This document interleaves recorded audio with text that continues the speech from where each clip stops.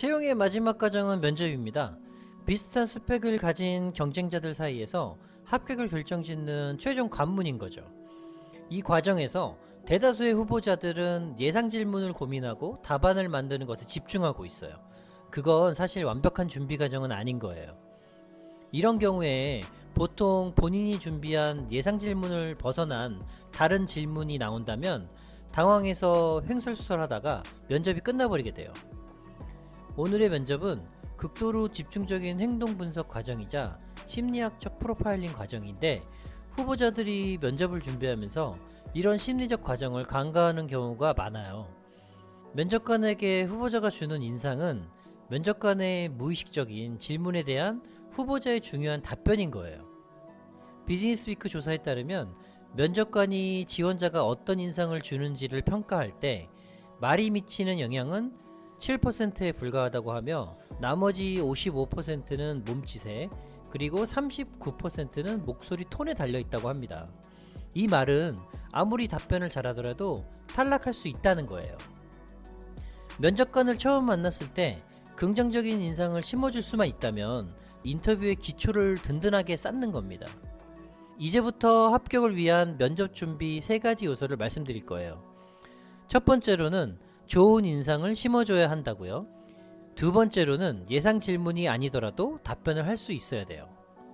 세 번째로는 회사의 내부, 그들만의 평가 기준을 알아야 되는 겁니다. 이렇게 3가지인데요. 이 3가지를 체크하고 준비를 해야지만 합격이라는 결과를 얻을 수 있는 거예요. 그럼 3가지 요소 중에 첫 번째 요소인 좋은 인상을 심어주기 위한 행동은 어떻게 하는지부터 말씀을 드릴게요. 첫 번째, 질문에 대한 답변을 할 때는 몸짓을 살짝 섞어서 표현하세요. 부동 자세로 대답하는 것보다 훨씬 더 자신 있어 보입니다. 두 번째, 면접관 질문에 눈을 가끔 마주쳐주고 집중해서 듣는 모습을 보여주세요. 대화 중에 몸을 살짝 면접관 쪽으로 기울이면 관심이 많고 집중하는 것으로 보입니다. 세 번째, 미소를 잃지 마세요. 대놓고 웃는 것이 아닌 마음속으로 미소를 짓는다고 생각하면 얼굴에 나타나게 되고 온화하고 긍정적인 모습으로 보여지게 됩니다. 네 번째, 면접 전엔 반드시 회사의 복장 규범을 확인하세요. 보수적인 회사인지 캐주얼한 회사인지 확인을 하시고 어울리는 스타일로 입고 가는 것이 좋습니다. 다섯 번째, 면접관의 질문을 잘 이해하고 답변하세요. 너무 긴 설명이나 질문의 요지에서 벗어난 답변은 면접관이 제일 싫어하는 유형 중 하나입니다.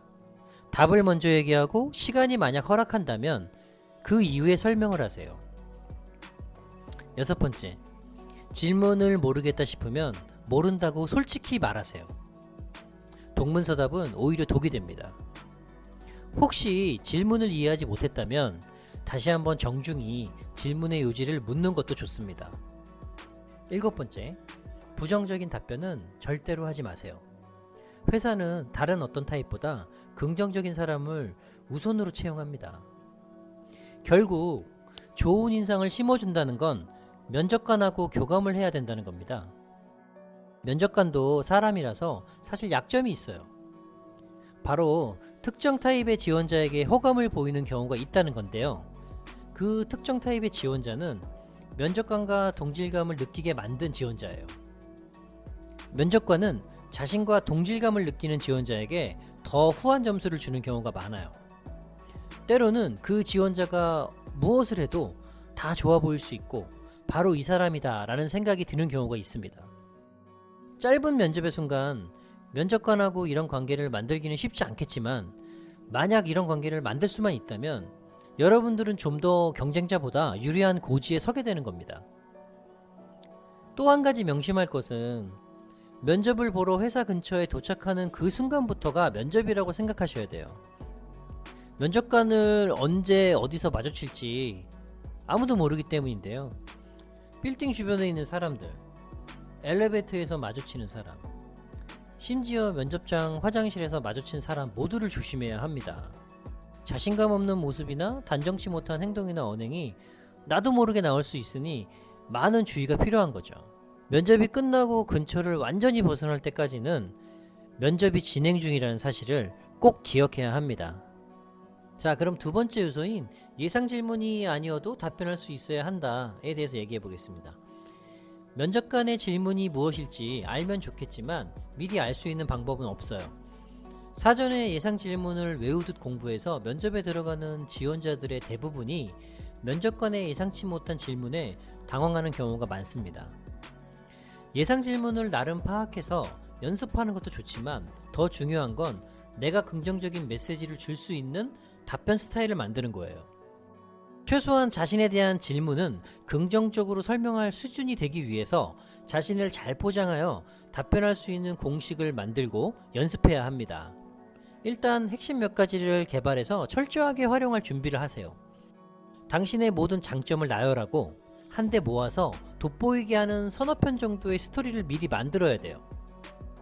과거 직장이나 인생에서 가장 큰 성취를 이룬 순간이나 가장 자랑스러웠던 순간, 또는 모두가 불가능하다고 했지만 당신이 이루어낸 성과 등 당신이 지닌 최고의 자질을 정리하고 리스트업해서 하나의 스토리로 만들어 놓고 활용하는 겁니다. 이런 스토리를 만드는 과정이 어느 정도 체계화되고 익숙해지면 어떤 질문에도 이 스토리의 공식을 대입할 수 있게 됩니다. 자, 예를 한 가지만 들어볼게요. 면접관이 묻습니다. 다니고 있는 직장을 왜 그만두려고 하시나요? 이럴 때 대다수의 지원자의 패턴은 이런데요. 상사와 의견이 잘 맞지 않습니다. 저는 지금 회사가 발전할 수 있는 기회라고 생각하고 발전할 수 있도록 열심히 노력하고 있는데 회사는 기존의 방식대로 하기를 원해요. 그러다 보니 미래가 없다는 생각이 들게 되었습니다. 자, 이 답변을 긍정적으로 한번 바꿔볼게요. 사실 지금 직장도 무척 좋습니다. 많이 배우고 있고요. 그렇지만 귀사의 진취적인 환경과 역동적인 성장을 보면서 마음이 끌렸습니다. 저는 도전적인 환경에서 일할 때 의욕이 솟습니다. 이런 저의 성향이 귀사와 더 잘 맞는 것 같습니다. 처음 답변 내용과 기본적으로 결론은 다를 게 없어요. 하지만 지금 두 번째로 수정한 답변은 부정적인 성향이 전혀 보이지가 않는다는 거예요. 같은 결론을 얘기하더라도 면접관 입장에서는 당연히 긍정적인 사고를 가진 후보자를 선택할 수밖에 없는 겁니다. 모든 질문사항을 사실 우리가 미리 예측해서 대비할 수 없기 때문에 질문에 대응하기 위한 훈련이 반드시 필요한 겁니다.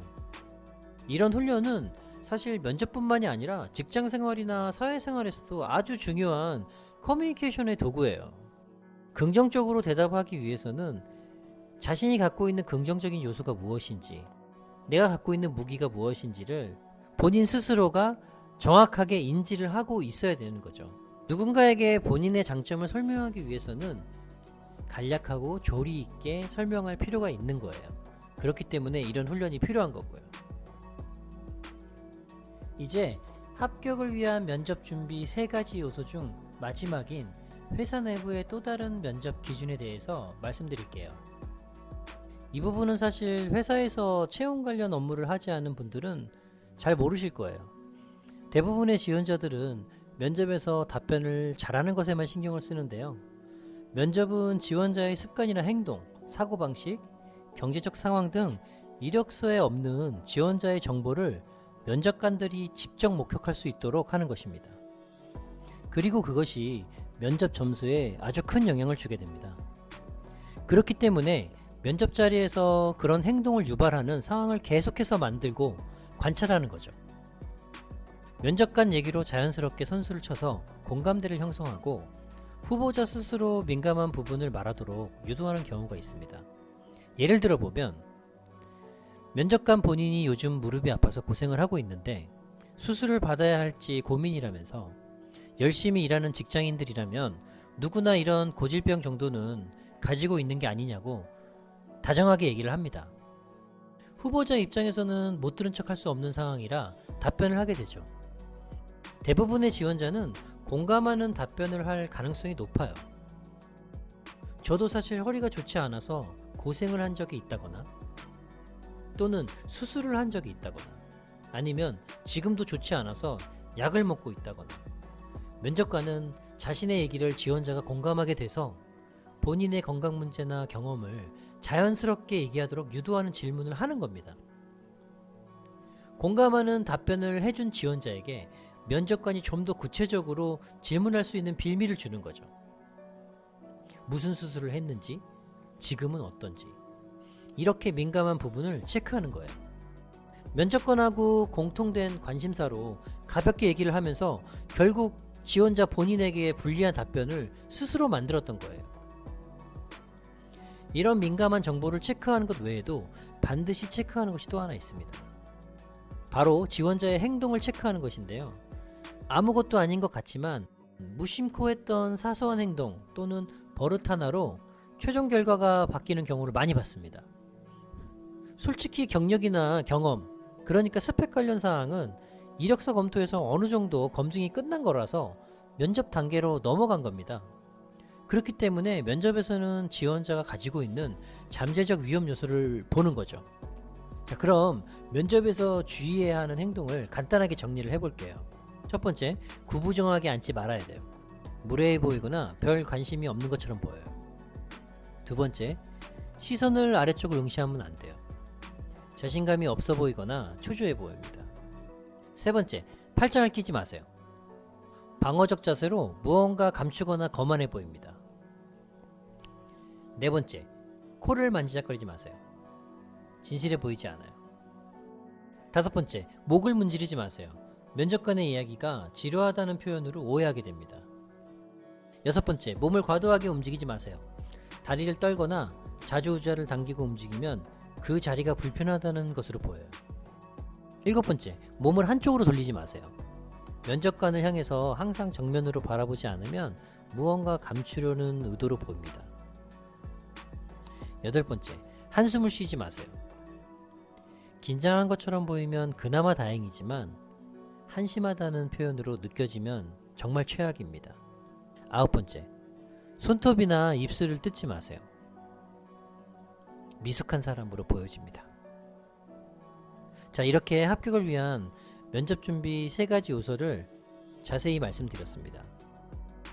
4개 나무별 시간이 6시간이 있다면 5시간은 도끼를 가는데 사용하겠다 라는 링컨의 말처럼 목표 달성을 위해 철저하게 준비하는 시간을 가지셨으면 좋겠어요.